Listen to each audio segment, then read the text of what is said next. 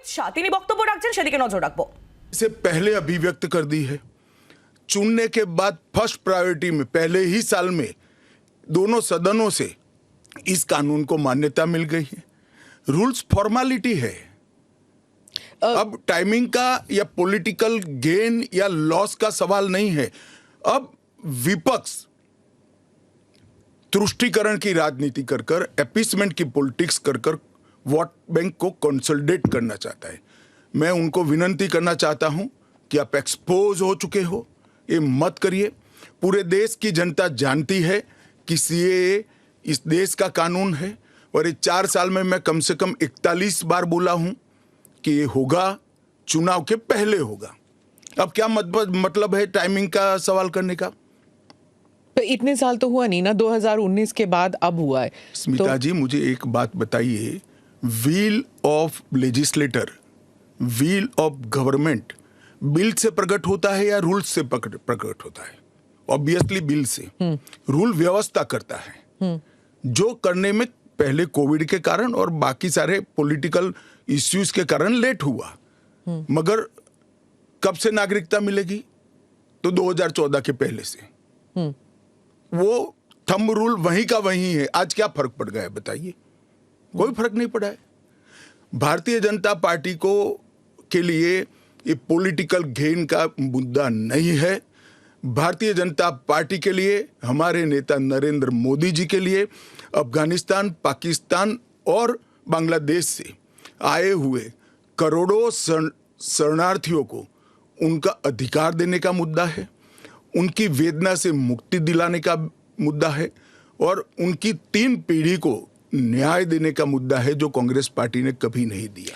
आप कह रहे हैं करोड़ों लोग यहाँ आएंगे, लेकिन ये पॉलिटिकल नहीं है, मतलब आपको कोई पॉलिटिकल फायदा नहीं होगा। लेकिन जो विपक्ष है वो कहती है कि आप एक नया वोट बैंक बना रहे हैं, बीजेपी एक नया वोट बैंक बना रही है अपने लिए। देखिए, विपक्ष को और कोई काम नहीं। उन्होंने तो सर्जिकल स्ट्राइक और एयर स्ट्राइक को भी बताया कि आपका पॉलिटिकल फायदा है, तो क्या हम टेररिज्म पर कदम न उठाए?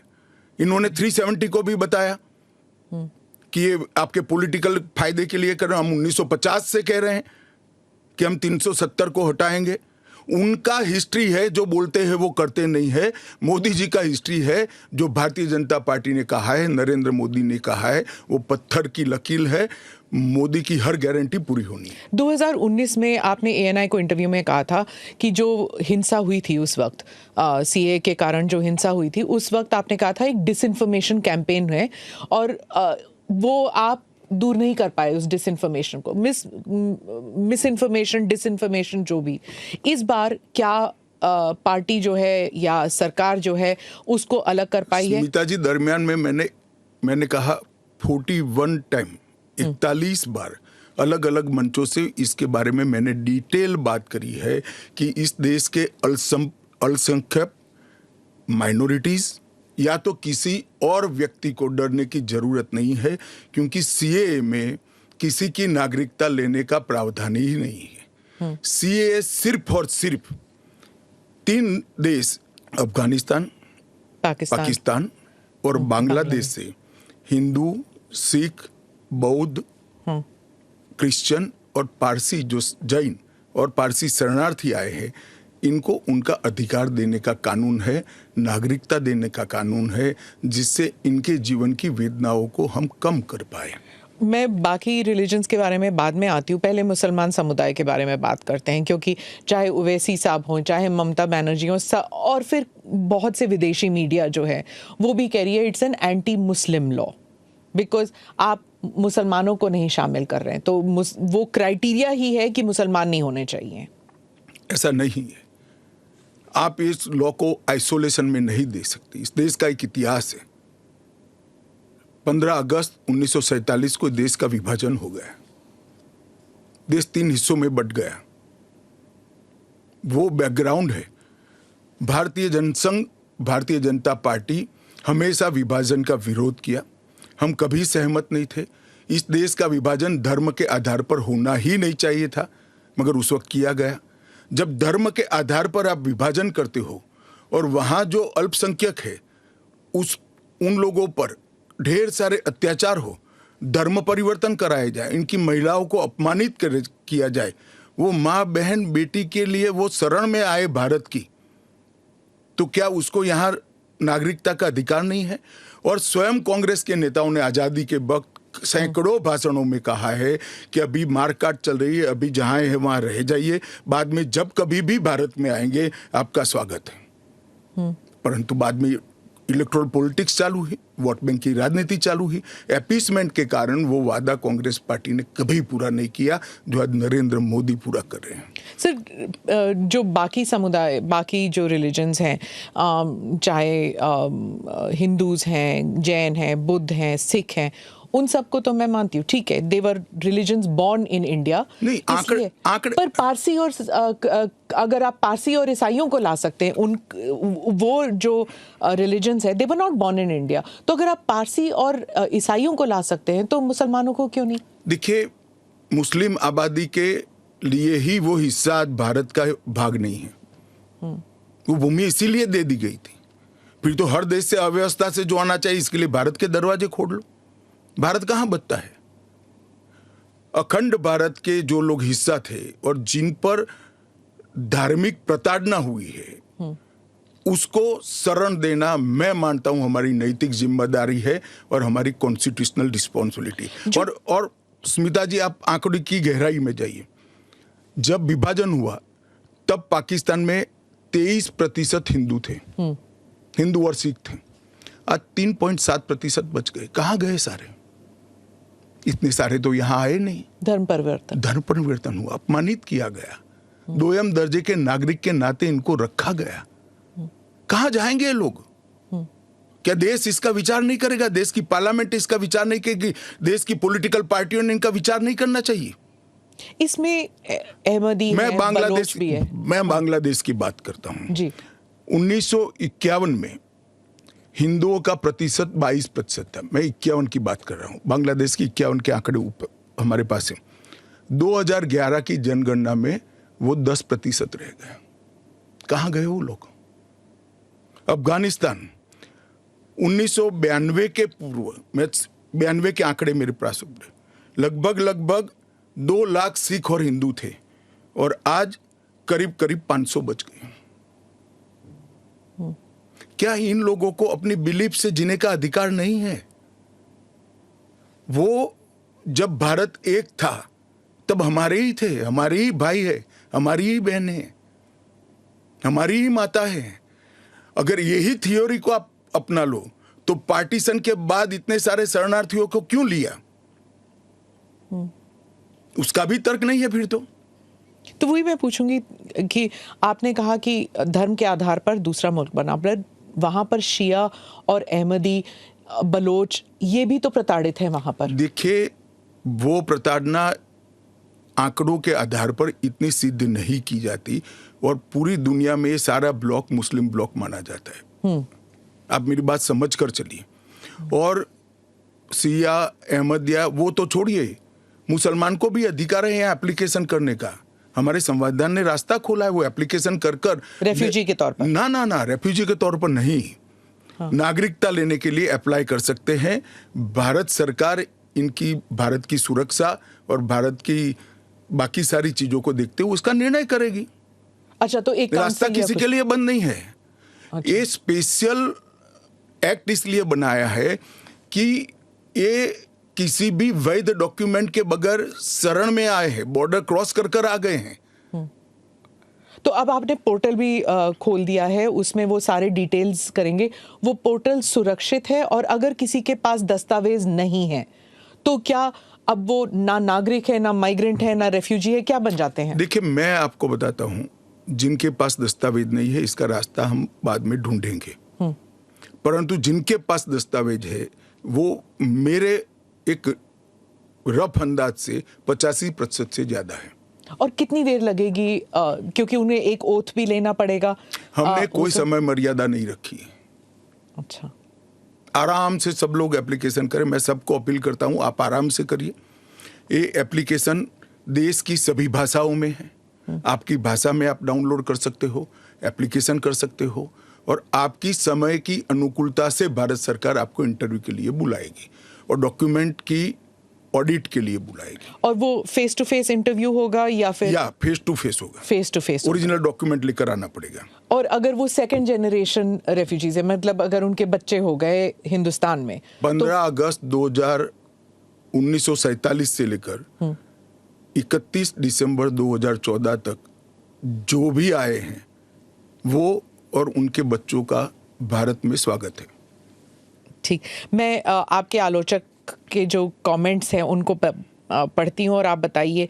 जो दिल्ली के चीफ मिनिस्टर हैं वो कहते हैं, वो सवाल उठा रहे हैं, उन्होंने कहा कि ये जो अंधाधुंध लोग आएंगे, बीजेपी उन्हें नागरिकता देगी, उससे थेफ्ट, रॉबरीज, रेप बढ़ जाएगा। दिल्ली के मुख्यमंत्री अपने भ्रष्टाचार के उजागर होने से अपना आपा खो बैठे हैं। उनको मालूम नहीं है कि सारे लोग आ चुके हैं, आज भारत में ही रह रहे हैं, सिर्फ इनको अधिकार नहीं मिला है, वो अधिकार देने की बात है। 2014 तक जो आ गए इनको नागरिकता देनी है। और इतनी ही चिंता है तो वो क्यों बांग्लादेशी घुसपैठियों की बात नहीं करते हैं, रोहिंग्यास का विरोध क्यों नहीं करते हैं? क्योंकि वो वोट बैंक की पॉलिटिक्स कर रहे हैं। दिल्ली के चुनाव उनके लिए लोहे के चने चबाने जैसे हैं, इसलिए वोट बैंक की पॉलिटिक्स कर रहे हैं। नौकरी का कहां सवाल है, वो ऑलरेडी यहां है। और बांग्लादेशी नौकरी का अधिकार नहीं मार रहे हैं क्या? रोहिंग्यास नहीं मार रहे हैं? इनके लिए तो आप कभी नहीं बोले भाई। सिर्फ जो हिंदू शरणार्थी आए हैं, जो बौद्ध शरणार्थी आए, जो जैन, पारसी और क्रिश्चियन शरणार्थी, इसी का विरोध कर रहे हैं। वो यही कह रहे हैं कि आप अपने नागरिकों को नौकरी नहीं दे पा रहे हैं और इनको आप स्मिता जी वो पार्टीशन के बैकग्राउंड को भूल गई हैं। शायद उनको जो निराश्रित आए थे, जो रेफ्यूजीज आए थे, इनके परिवार के साथ एक चाय पीनी चाहिए। अरबों खरबों रुपए की संपत्ति छोड़कर रेफ्यूजी बनकर यहां आए थे, दिल्ली के बाजार में सब्जियों की दुकान लगाई थी। मोदी जी ने विभाजन की विभीषिका का दिन मनाकर उसको हिस्ट्री का हिस्सा बनाया है। इन लोगों के मन में संवेदना नहीं है, वो समझते नहीं है वहां धर्म के आधार पर इनके परिवार की महिलाओं का गौरव छीना जाए, अपमानित किया जाए, क्या करेंगे वो? इनकी वेदना हम भी नहीं सुनेंगे। 50 में आ गए, 60 में आ गए, 70 में आ गए, 80 में आ गए, आज भी नागरिकता नहीं है। बच्चों को अस्पताल में दाखला नहीं मिलता है, ढंग की नौकरी नहीं मिलती है, छुट भैया नौकरी करते हैं, अपने नाम से प्रॉपर्टी नहीं ले सकते हैं, मतदान नहीं कर सकते हैं। क्यों? क्या गुनाह है उनका? विभाजन का फैसला उन्होंने नहीं किया था, कांग्रेस पार्टी ने किया था। और उस वक्त सब ने कहा था कि जो आएंगे उसको हम नागरिकता देंगे। अब अपने वादे से मुकर जाना, मैं मानता हूं कि हमें तो कम से कम मंजूर नहीं है। इनकी संवेदनाओं को भारतीय जनता पार्टी भी महसूस करती है, इस देश के प्रधानमंत्री भी महसूस करते हैं, और हम मानते हैं कि इनकी ये 75 साल की वेदनाओं का अंत कभी न कभी आना चाहिए, और ये चुनाव के पहले आ जाए वो ठीक है। ममता बनर्जी पे आती हूँ। चीफ मिनिस्टर ने कहा है कि बीजेपी जो है ये हिंदू मुसलमान का खेल कर रहे हैं, और उन्होंने ऑडियंस को कहा कि आपकी प्रॉपर्टियां छिन जाएंगी, आपके बच्चों का एजुकेशन ख़त्म हो जाएगा, आपको डिटेंशन कैंप में भेज दिया जाएगा, और डिटेंशन कैंप ऑलरेडी हैं। तो ये सीए के ज़रिए 15 से लेके 20 लाख लोगों की सिटीजनशिप छीन ली जाएगी। देखिए, मैं ममता जी को करबद्ध निवेदन आपके इस कार्यक्रम के माध्यम से करना चाहता हूं। पॉलिटिक्स करने के हजारों मंच है, प्लीज बांग्लादेश से आए हुए बंगाली हिंदुओं का हित मत करिए। आप खुद बंगाली हैं। बांग्लादेश से जो बंगाली हिंदू आए हैं, इनको नागरिकता देने के लिए एक कानून है। ममता जी को मैं खुली चुनौती देता हूं, इस कानून की धारा में से किसी की नागरिकता छीनने की एक धारा वो बता दे सार्वजनिक रूप से। वो खौफ पैदा कर रही है, हिंदू और मुसलमानों के बीच में विखवाद कराना चाहती है, अपनी वोट बैंक का कंसोलिडेशन करना चाहती है। ममता जी, इसको मत रोकिए, करने जैसा काम है, घुसपैठ रोकिए। नहीं रोक रही है वो नहीं कर रही, आप हमें कोऑपरेट नहीं कर रही। आसाम में कंप्लीट घुसपैठ रोक गया। क्योंकि वहां भारतीय जनता पार्टी का शासन है। किस तादाद तक घुसपैठ हुआ है और कब से हो रहा है? देखिए, इसके अधिकृत आंकड़े जब तक कोऑपरेट न करे, ढूंढना बहुत दिक्कत होती है, क्योंकि कलेक्टर के हाथ में पूरा मशीनरी। और डिटेंशन कैंप की बात, अगर वो दिन दूर नहीं है जी, वो दिन दूर नहीं है कि वहां पर भी भारतीय जनता पार्टी की सरकार आएगी और हम इसको कड़ाई से रोकेंगे। इसीलिए तो आपको चाणक्य कहते हैं पॉलिटिक्स। नहीं, मैं मानता हूं कि अगर इसी प्रकार की पॉलिटिक्स आप करेंगे, इतने महत्वपूर्ण राष्ट्रीय सुरक्षा के मुद्दे के साथ अपीसमेंट की पॉलिटिक्स कर घुसपैठ होने देंगे, जो शरणार्थी आए हैं उनको नागरिकता देने का विरोध करेंगे, तो जनता आपके साथ नहीं रहेगी। ममता जी को शरणार्थी और घुसपैठिए दो शब्द के बीच का अंतर ही मालूम नहीं है या जान के नहीं कर रही? अब मैं तो जो बोलती है वो सच मानता हूं, इसलिए कह रहा हूं मालूम नहीं है। डिटेंशन कैंप के बारे में बताइए, इसके बारे में बहुत गलतफहमी आ रही है। ऐसा है, आप स्मिता जी इतनी जागरूक पत्रकार है, देश की जानी मानी पत्रकार है, आप भी स्वयं एक बार सीएए को पढ़ लेती, इसके रूल्स को पढ़ लेती, तो मालूम पड़ता इसमें कोई कैंप की प्रोविजन ही नहीं। जो इलीगल माइग्रेंट्स हैं, अगर उनके पास कोई दस्तावेज नहीं है, उन्हें वापस अपने देश भेजने से पहले उन्हें डिटेंशन कैंप में रखा जाता है। ये आपने डिटेंशन एरिया में, जेल में नहीं डाल सकते, ये आपने 2019 में मुझे समझाया था एक इंटरव्यू में। सीएए में डिटेंशन कैंप नहीं है, इसी को लेकर मैं सवाल पूछ रही हूँ कि अगर सीएए के तहत वो लोग नहीं आते तो वो कहाँ जाएंगे, क्या होगा उनका? नहीं, उनकी व्यवस्था होगी ना। 100 लोगों का प्रॉब्लम है तो उसमें से 85 का तो अभी क्लियर हो रहा है, बाकी का आगे सोचेंगे। तो कितने लोग होंगे आपके हिसाब से? लाखों में, करोड़ों में, हजारों में, कितने लोग हैं? देखिए, ढेर सारे लोग हैं, इसकी कोई गिनती नहीं है। वो जब एप्लीकेशन आएगी, और बहुत सारे लोग, ये जो मिस कैंपेन चल रहा है, अपप्रचार चल रहा है, इसके कारण शायद एप्लीकेशन करते हुए भी डरेंगे। मैं सबको आश्वस्त करना चाहता हूं, आप यहां पर अप्लाई कर दीजिए, नरेंद्र मोदी गवर्नमेंट पर भरोसा रखिए, आपको रिट्रोस्पेक्टिव इफेक्ट से सिटीजनशिप दी जाएगी।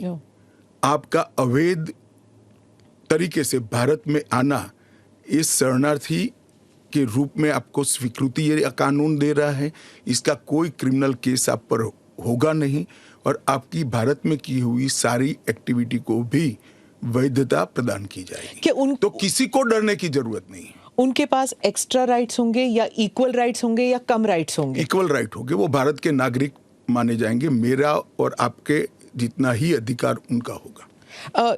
एक और बात थी, वो एक तो गलतफहमी, अपप्रचार कहिए या जो भी है, या कंफ्यूजन ही कहिए, कि असम में सीएए लागू होगा या नहीं होगा, और एनआरसी और सीएए ये इनका क्रॉसिंग है कि नहीं, इंटर देखिए, असम में जो एनआरसी की ऑर्डर हुए वो सुप्रीम कोर्ट ऑफ इंडिया की, इसका सीएए से कोई लेन देन नहीं है।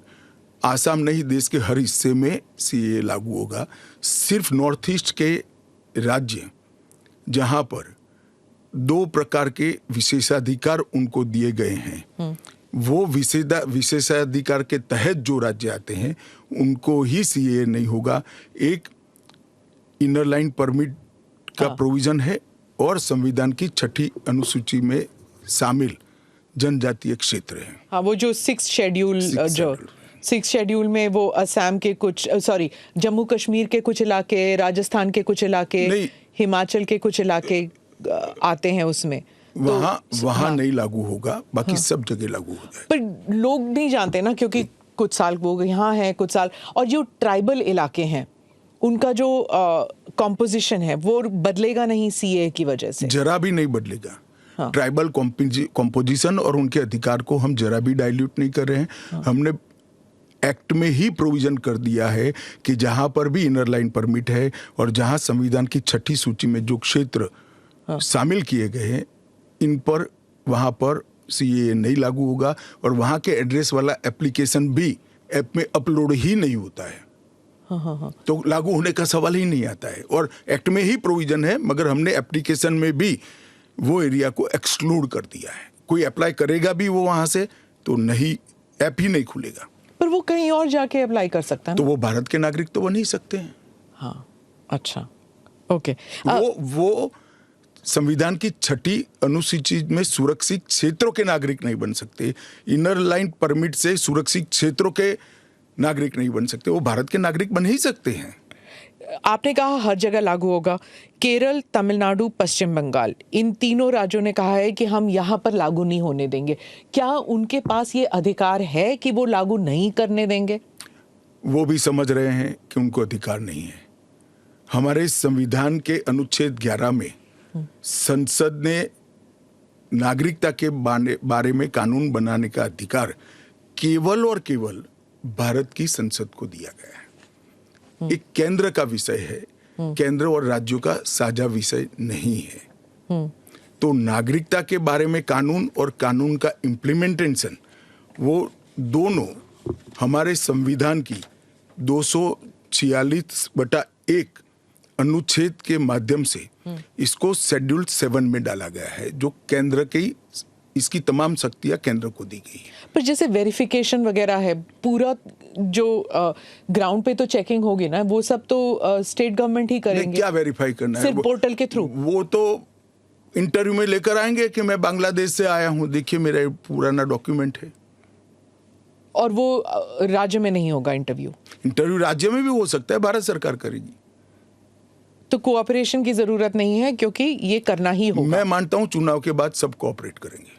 ये पॉलिटिक्स के लिए गलत प्रचार कर रहे हैं, अपीसमेंट की पॉलिटिक्स। और क्या यहाँ मतलब बांग्लादेश, अफगानिस्तान, पाकिस्तान के जो शरणार्थी हैं, क्या वो तमिलनाडु में गए हैं? वहां पर मतलब स्टालिन इसको इतना बड़ा भाई, मैं कोई पॉसिबिलिटी छोड़ना नहीं चाहता। हाँ। एक भी है तो उसको नागरिकता देंगे। जी। जयराम रमेश, कांग्रेस के नेता, ने कहा है कि ये अनकॉन्स्टिट्यूशनल है। शशि थरूर कहते हैं कि अगर कांग्रेस जीत जाती है इलेक्शन या इंडिया अलायंस जीत जाती है तो ये सीएए को रिपील कर दिया जाएगा। क्या कहेंगे आप? देखिए, उनको भी मालूम है कि इंडिया अलायंस सत्ता में नहीं आना है। मैं आज आपके चैनल पर कहना चाहता हूं, सीए के कानून को भारतीय जनता पार्टी की सरकार लाई है, नरेंद्र मोदी सरकार लाई है। इसको रिपील करना असंभव है। हम पूरे देश को जागरूक करेंगे और रिपील करने वालों को कहीं पर स्थान ही न मिले, इस स्थिति होगी। और जहां तक असंवैधानिक होने का सवाल है, वो आर्टिकल अनुच्छेद 14 का हवाला देते हैं। वो भूल जाते हैं कि अनुच्छेद 14 में 2 अपवाद रखे हुए हैं। एक रीजनेबल क्लासिफिकेशन का अपवाद है और दूसरा कानून के उद्देश्यों के साथ लॉजिकल संबंध होना चाहिए। तो वो आर्टिकल 14 का वायोलेशन नहीं करता है। इसमें रीजनेबल क्लासिफिकेशन बहुत स्पष्ट है कि जिन लोगों पर भारत के पुराने हिस्सों में आज वो विभाजन के कारण देश से कटे हैं, अफगानिस्तान, पाकिस्तान और बांग्लादेश में, जिन लोगों पर धार्मिक प्रताड़ना होने के कारण जो भारत की शरण में आए हैं, उसके लिए एक कानून है। तो रीजनेबल क्लासिफिकेशन बहुत स्पष्ट है और इसलिए ये पूरी तरह से संवैधानिक कानून है। एक और क्रिटिसिज्म है, महबूबा मुफ्ती कहती हैं कि ये सुप्रीम कोर्ट में जो है उसकी सुनवाई अभी बाकी है, तो इतनी जल्दबाजी क्यों? देखिए, हर कानून को कोई सुप्रीम कोर्ट में स्टे करेगा तो कानून का इम्प्लीमेंटेशन नहीं होगा। सुप्रीम कोर्ट के सामने न्याय मांगने के लिए जाना और सुप्रीम कोर्ट ने स्टे देना, 2 अलग बात है।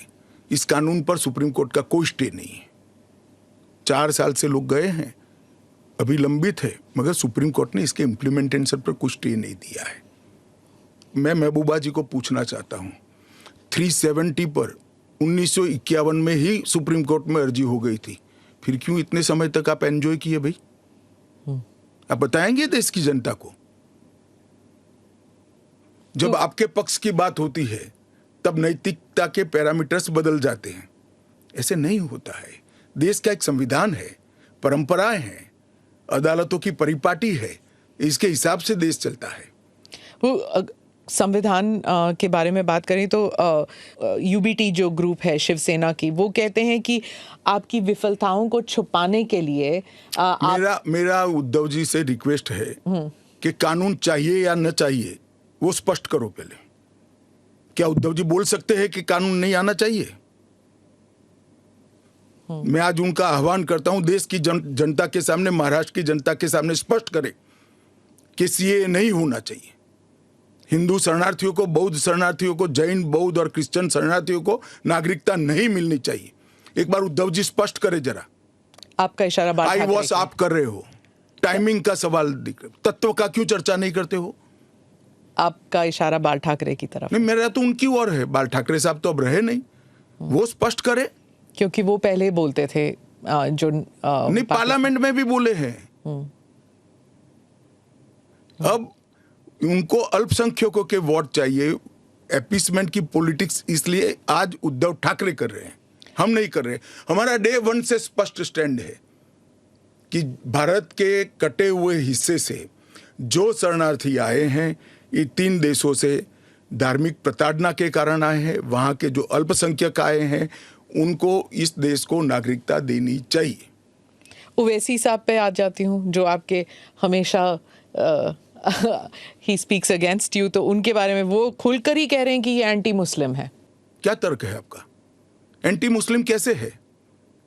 कि आप सिर्फ मुसलमानों को एक उसको आपने क्राइटेरिया बना दिया, ये मैं वो कह रहे हैं। क्राइटेरिया ये बना है कि जिस पर धार्मिक प्रताड़ना होती है इसको देंगे, और अगर वो मुसलमान, और भारत के पुराने हिस्से से मुसलमानों पर इसलिए धार्मिक प्रताड़ना नहीं हो सकती कि तीनों देश घोषित इस्लामी स्टेट है। कौन करेगा धार्मिक प्रताड़ना? कौन करेगा इस्लाम के अनुयायियों के साथ? ये तीनों देश घोषित इस्लामिक स्टेट है, इनके नाम के अंदर है, इनके संविधान में है। पर मैं फिर से वही पूछूंगी कि अगर आप ईसाइयों को दे सकते हैं, अगर आप पारसीज को दे सकते हैं जो इस्लामिक नहीं है, और अगर उन पर हो रहा है, तो फिर आप why can't you give it मुसलमानों को क्यों नहीं? देखिए, ऐसे तो फिर दुनिया भर से देश में जो आए सबको नागरिकता दे। तो अमेरिका तो करता है ना, सबको ले हम भी करते हैं, अप्लाई करे वो घुस कर नहीं आ सकते। उनको ऑफिशियल एयरपोर्ट से, ऑफिशियल पोर्ट से, ऑफिशियल लैंड पोर्ट से आने की परमिशन ही नहीं है, इसलिए बेचारे घुस कर आते हैं, शरण में आते हैं। अमित भाई, वो आपका एक वो इंटरव्यू बार बार लूप पे चल रहा है हर जगह कि क्रोनोलॉजी समझिए, सीए के बाद एनआरसी आएगा। देखिए, ऐसा है स्मिता जी, सीए का कानून अभी चर्चा पर है। 1, इसमें एनआरसी का कोई प्रोविजन नहीं है। 2, इसमें किसी की नागरिकता छीनने का कोई प्रोविजन नहीं है। 3, अगर विपक्ष को ये चाहिए कि उनसे चर्चा हो, तो कोई भी कानून करने से पहले और बाद में संसद में चर्चा होती ही है। तो दोनों को मिक्सअप कर आप क्या लेना चाहते हो? अभी सिर्फ सीए चर्चा में है। जैसे सीए को इतना वक्त लगा, जिस तरह फार्म लॉज को रोल बैक किया गया क्योंकि सच अ लॉट ऑफ बैकलैश, तो क्या अगर इंटरनेशनल प्रेस में आने लगे और अगर यहाँ पर सड़कों पर लोग उतर आए, तो क्या ये भी वापस ले लिया जाएगा? देखिए, सीए का कानून कभी वापस नहीं जाएगा, और भारत की नागरिकता सुनिश्चित करना ये भारत का विषय है, भारत की संप्रभुता का निर्णय है। इसके साथ हम कोई कॉम्प्रोमाइज नहीं कर सकते। जब हम ट्राइबल एरियाज की बात करते हैं, अभी आपने कहा कि जो 6 शेड्यूल और जो काउंसिल्स, ट्राइबल काउंसिल्स का एरिया था, वहाँ पर ये ऑटोनोमस काउंसिल्स जहाँ पर हैं वहाँ पर नहीं होगा, लागू नहीं होगा। इन एरियाज में जो है डेवलपमेंट होता नहीं है क्योंकि इतने सारे लेवल्स ऑफ गवर्नेंस होते हैं वहाँ पर। अब 2 दशक पहले की बात कर रही हैं। हाँ, आज वहाँ जाकर आइए, मोदी जी ने पूरे नॉर्थ ईस्ट में एयरपोर्ट वगैरह, हाँ, एयरपोर्ट बना दिए, रेल पहुंचने को आ गई, रोड बना दिए, हर घर में बिजली पहुंच गई, शौचालय पहुंच गया, हर घर में स्वास्थ्य की सुविधाएं पहुंच गई, गैस का सिलेंडर पहुंच गया, शिक्षा की भी उच्चतम शिक्षा संस्थान आज नॉर्थ ईस्ट में एस्टैब्लिश हुए हैं। जो पोर्टल से जब इनको नागरिकता मिलेगी, इससे उनको क्या क्या सुविधाएं मिलेगी? क्या आम नागरिक की तरह, या फिर जैसे उनको ये दिखाना पड़ेगा कि हाँ CAA के तहत हमको नागरिकता मिली है? क्या ये अलग आइडेंटिटी? ना ना ना ना ना, वो भारत के आम नागरिक की तरह ही भारत के नागरिकों की सूची में सम्मान के साथ समाहित हो जाएंगे। और उनको मेरे और आपके जितना ही अधिकार होगा, वो चुनाव भी लड़ सकते हैं, MLA भी बन सकते हैं, MP भी बन सकते हैं, मुख्यमंत्री या केंद्र सरकार के मंत्री भी बन सकते हैं। राहुल गांधी जो न्याय यात्रा में बार बार CAA भी उठा रहे हैं और बाकी विषयों पर भी सरकार पर आरोप लगाते हैं कि अपनी विफलताओं को छुपाने के लिए कभी CAA लागू कर रहे हैं मेरा तो आपसे कभी रिक्वेस्ट है जी। कांग्रेस में आपकी अच्छी खासी पहुंच है, इस विषय पर राहुल जी से एक बार चर्चा कर डिटेल पूछ लो जरा। वो चर्चा नहीं कर रहे हैं ना, वो मीडिया को वहां पर कह रहे हैं कि मीडिया जो है वो चर्चा नहीं करना चाहती क्योंकि वो हमारे हाथ बंधे हुए हैं, हमारा मुंह बंद है। नहीं, मगर इस कमरे में बैठकर आपको इंटरव्यू करे CAA पर और समझाए, जो वो बोल रहे हैं वो इतना समझा दे जनता को। राजनीति के अंदर आपके निर्णय को जस्टिफाई करने की जिम्मेदारी आपकी होती है। जैसे मेरी सरकार का फैसला ऐसी है, इसके बारे में मेरी पार्टी के तर्क, मेरी गवर्नमेंट के तर्क, और क्यों ये देश के हित में है मुझे समझाना पड़ता है। जरा राहुल गांधी जी आपके इसी कमरे में आकर देश को समझा दे कि क्यों विरोध में है। आप कहते हैं कि ये राजनीतिक नहीं है, लेकिन आपके जो राजनीतिक स्पीचेस हैं, तेलंगाना में आपने कहा, जब आप अपने वायदे गिनते हैं कि ये वायदे हमने पूरे किए, तो CAA भी उसमें है, तो इसमें राजनीतिक कहाँ से हो गया? तो फिर आपके तो वायदे हमारा एक वादा था कि देश के अर्थतंत्र को सुधारेंगे, तो क्या अर्थतंत्र मत सुधारो, पॉलिटिक्स कर रहे हो। फिर राजनीतिक कहाँ से हो गया? हम मानते हैं CAA देश के हित में है, इनका अधिकार है, इसलिए हमने दिया है। पॉलिटिक्स कहाँ से? वो भी कहना देना चाहिए। अगर राजनीतिक फायदा है तो उनको कौन रोक रहा है? पर CAA पे तो बहस हुआ नहीं ना, वो बात पास हो गया, उसके बाद पास कैसे हो गया? पार्लियामेंट में पूरी बहस करी हमने। तो अगर 400 सीट आते तो क्या वो फुल लाइसेंस हो जाता है कि आपके हिसाब से कि जनता ने कहा कि हमने आपको 400 सीट दी है, अब आप जो भी देश हित में समझे वो करते जाइए। ऐसे लाइसेंस जिन्होंने उपयोग करे, हमने तो कभी नहीं करे। हमने तो जनता ने जब जब आशीर्वाद दिया बड़ी जिम्मेदारी के साथ देश चलाया, चाहे अटल जी हो चाहे नरेंद्र भाई। इंदिरा गांधी ने एक बार लाइसेंस का दुरुपयोग किया था और फिर स्वयं चुनाव हार गई थी। तो इसका भी मैकेनिज्म पड़ा है ना। जो लाइसेंस का दुरुपयोग करेगा उसका भी मैकेनिज्म है। हमारे 5 साल के बाद पब्लिक के सामने जाना है, यहां समाप्त नहीं हो जाता है। ये आप कह रहे हैं, लेकिन जैसे फॉरेन मीडिया को अगर आप देखें, वो कह रहे हैं कि एक के बाद एक जो आपने किया है, चाहे ट्रिपल तलाक हो, 370 हो, CAA हो। एक सेकंड, फॉरेन मीडिया को पूछे उनके देश में ट्रिपल तलाक है क्या? नहीं है। उनके देश में मुस्लिम पर्सनल लॉ है क्या? उनके देश में एक भी स्टेट में 370 जैसा प्रोविजन है क्या? पर हमारे में हिंदू लॉ भी तो है, सक्सेशन लॉ है। इसका नाम हिंदू लॉ है, वो देश का नागरिक कानून ही है। फिर मैं उसी सवाल पे आती हूँ, चाहे CAA हो, UCC हो, या UCC नहीं, CAA हो, या फिर 370 हो, ट्रिपल तलाक हो, ये सब आपकी मेजॉरिटी की वजह से ये सब स्मूथली हो गया। अगर आप 400 लेकर आते हैं तो फिर तो कुछ और ही हो सकता है, इन द सेंस कि प्रीएम्बल तक आप बदल सकते हैं, सोशलिज्म हटा देंगे, सेक्युलरिज्म हटा देंगे। हमारे संविधान की रचना करते वक्त ये सारी चीजें बहुत सोच समझकर बनाई गई हैं। तो मुझे बताइए कि जब जवाहरलाल नेहरू जी की पूर्ण बहुमत होती थी, इंदिरा जी की होती थी, राजीव गांधी को 400 सीट मिल गई, तो उस वक्त सब उचित था?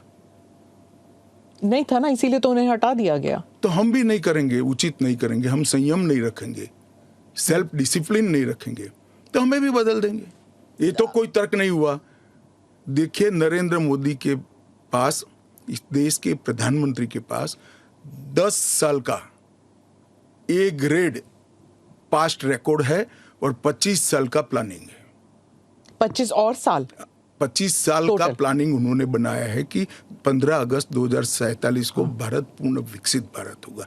और उन्होंने पहली बार सरकार की मदद से नहीं, देश के 130 करोड़ लोगों को आह्वान लेकर संकल्प करा है कि सभी लोग जुटे और ये 25 साल भारत को महान बनाने के 25 साल है। और मुझे बड़ा गर्व है कि मेरे नेता के आह्वान पर पूरा देश आज इस संकल्प से संकल्पित होकर अमृत काल के लिए तैयार होकर खड़ा है। इसके साथ साथ इस देश में गुड गवर्नेंस, इस देश के अर्थतंत्र को दुनिया के प्रमुख अर्थतंत्रों में शुमार करना, दुनिया भर के टेक्नोलॉजी और R&D के लिए एक प्लेटफॉर्म बनाना, भारत को मैन्युफैक्चरिंग का हब बनाना, भारत को हर क्षेत्र में आत्मनिर्भर बनाना, इस देश की शिक्षा व्यवस्था को दुनिया के साथ और दुनिया से आगे ले जाने का प्रयास करना, ये सारी चीजें हमने करी है और ये भी हमारा एजेंडा है। मगर आप जब हमारे भाषण में से कुछ चुन लेती हो तो यही मुद्दे चुनती हो। अगर आप चुनाव जीतते हैं अगले 5 साल में एजेंडा क्या होगा? चलिए, एजेंडा हमारा घोषणा पत्र आएगा, इसमें आ जाएगा। आपका बहुत बहुत धन्यवाद। चलिए, धन्यवाद। বাংলার আওয়াজ, বাঙালির আবেগ, জি 24 ঘন্টা।